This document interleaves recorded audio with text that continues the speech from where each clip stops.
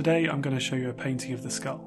I start the line drawing with a circle and then a midline. I use this to mark the top and the bottom of my line drawing, and then I place the features in that position. I follow the Loomis method to identify the location of the key features and then mark them in roughly, looking at the borders of the orbit, the borders of the nasal aperture, and then the silhouette of the mandible. After that I'll go back through, add in a few key features, roughly put in the teeth, the nasal aperture with its conchae and the bones that are visible within the orbit.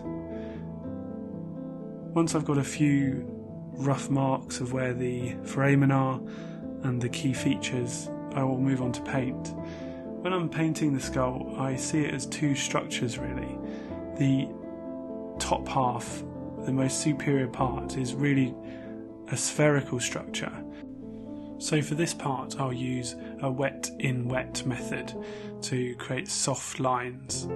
If I form a hard line, I'll use water to soften that margin. The only areas I'm forming hard lines are at the point where the frontal process joins with the frontal bone and then unites with the zygomatic arch. So this is in contrast to the bottom half of the face, which I view more as a box. The front of the face is the front plane and the sides of the mandible form the side planes.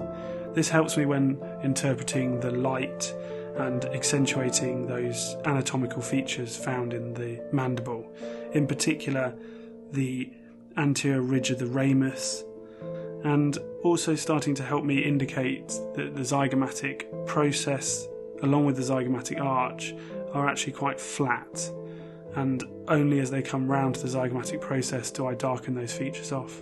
I find if you can get a good grasp of constructing the skull using paint, you're only one step away from understanding the structure of the face and really using that to help you form a believable portrait.